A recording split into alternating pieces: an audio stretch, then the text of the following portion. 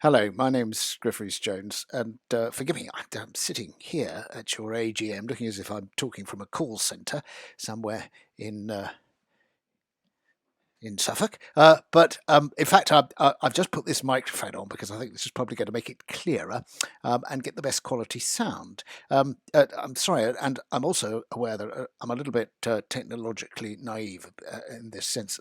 I'm only doing this because I'm president of the Victorian Society, and I have written an introduction to the handbook this year for you in that capacity. And I was asked if I would sort of speak at the Victorian Society AGM, and that was a very bizarre experience because I started talking, and when I started, there was a massive sort of Zoom sort of panel of people in front of me, and as soon as I started, they all completely disappeared.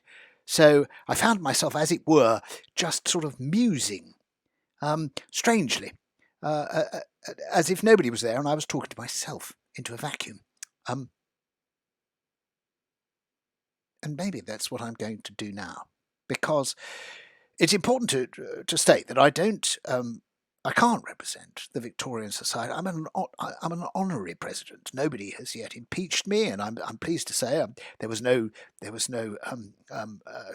disgrace over the handover. But I'm very much just somebody who is not an expert in these fields, although somebody who is a man in the street, number one, which I think is very important when we talk about conservation and its values. I'm a man in the street. I'm a man who gets about a lot as well. I tend to do a lot of travelling about Britain, both for my work, where I make television programmes where I point at things and say how beautiful, but also because I'm constantly on tour. Once I was a tour de force, and now I'm forced to tour. But it means that I visit a lot of medium-sized towns, and I'm a judgmental person. So I do find myself standing in them thinking, is this a successful place or is it not? And since I'm also president of Civic Voice, I know that an awful lot of people are very concerned about what does happen to their cities, to their city centres, and uh, a well-known Dutch writer once said that there is no, it's not necessarily a rational business trying to assess what people feel about their hometowns. In fact, it can be considered rather the opposite, especially in the way that they support certain football teams. But people do feel and have pride and a great deal of concern about what happens to their city centres. What I'm aware of is that it's not always at the forefront of people's understanding as to how they can be part of, cope with, or make a difference to what happens. I once wrote an article about the river on which I live near Ipswich called the Stour, which is very beautiful. And just at the very beginning of the article, I said, you can get as far as Harwich and set off to walk down this beautiful estuary. You needn't linger long in Harwich. That's all I said, because I wanted to write about the river. The reaction was incredible.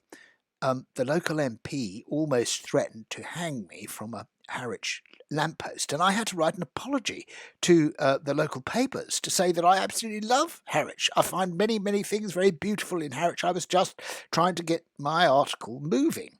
I have in the past attacked the abysmal ring road that runs through Ipswich. Well, I've attacked it because I was just writing about Ipswich, and I pointed out.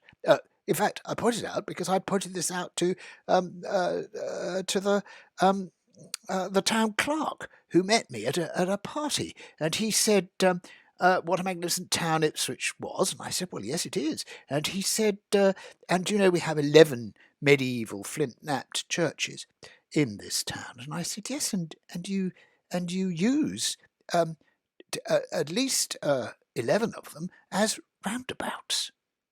For your rather bizarre ring road that cuts off the centre of the town from the docks. But what I'm really driving at here is the fact that the business of getting yourself involved in criticism of people's towns or talking about what makes their towns work is quite a fraught one. In fact, I remember I went to Haverfordwest. I was invited to go and speak in this absolutely beautiful town, a town that Evelyn Waugh, who was picky himself, he was stationed nearby during the war, and he said what a beautiful market town it is. And it's a market town in Wales which is falling into trouble. Its high street is dying, and it has extensions made to the town, shall we call them that, which have taken a lot of the local shops out of business. And there's a problem with how it maintains its beauty and its usefulness, as there is for so many market towns. I said, as I stood there in the street with a group of the people from the Haverfordwest Civic Society, I said, I wonder, I was in Cardigan, and very successfully there, they had a thing called a Heritage Townscape Initiative. You may be familiar with them. And they'd taken a money from the lottery, and I thought this was a superbly clever idea, not to create to restore heritage or iconic buildings, but simply to give the whole of the high street a sort of wash and brush up, to get rid of the more odious plastic signage and to do something about the windows and make it a place to visit again. The people who were showing me around looked at their feet, and they said, "Well, actually, we've had one of those, Griff." And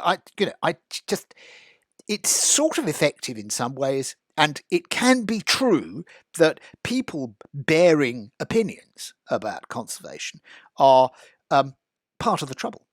I certainly believe that one of the things that we need to do, especially at the moment, is set aside the differences that seem to rise up from time to time between differing groups.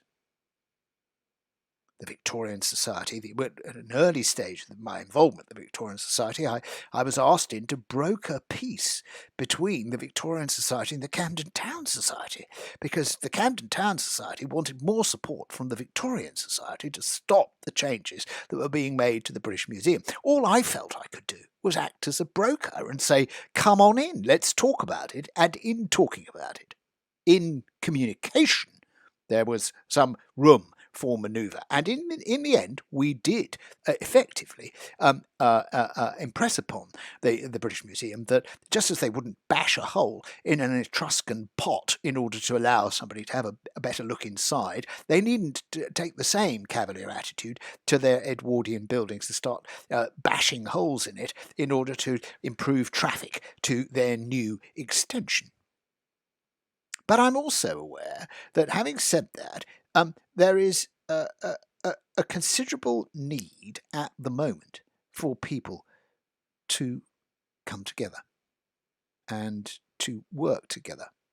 A while back in Fitzrovia, when neighbourhood plans were being put together, I know the estimable Marylebone Society decided to sort of expand into Fitzrovia. In fact, they now represent as the sort of official parish council quite a large area in central London.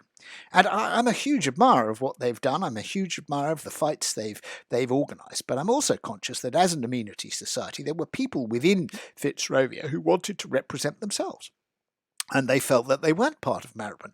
So again, I organised, helped organise a meeting. I found myself under attack, rather bizarrely, from members of the Marylebone Society who got up at this meeting and said, what has this got to do with a television celebrity? How dare you use celebrities to sort of run down our involvement in all this? And I had to say, look, I'm not a celebrity. I'm not trying to influence the outcome of this meeting. All I'm trying to ask is that we have this very important debate, and we did have a debate.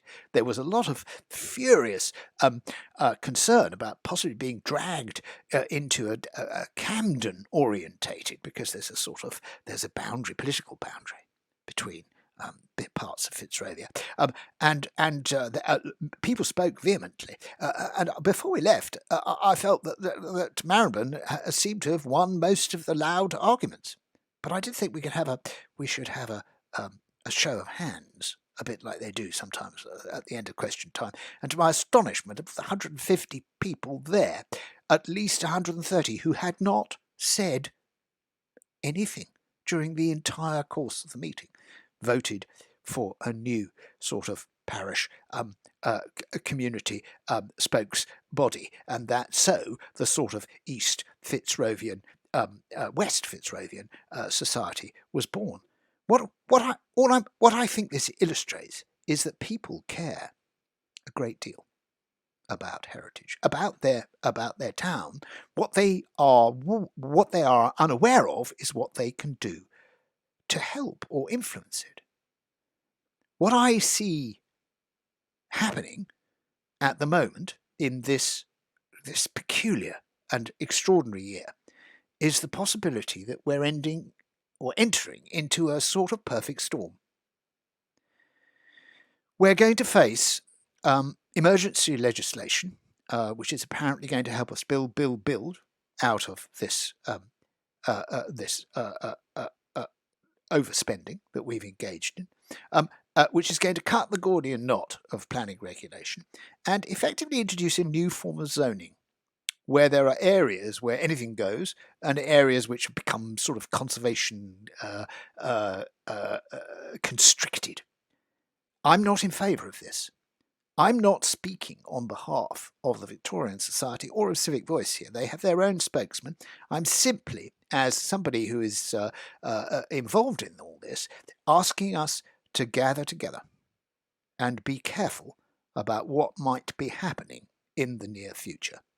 And the care is about using the consultation period to make some very cogent arguments about the value of heritage. I'm sorry, I've rambled on. I haven't had this is not a lecture so much as a series of thoughts, and I wish you luck with your AGM. Thank you so much for listening to me.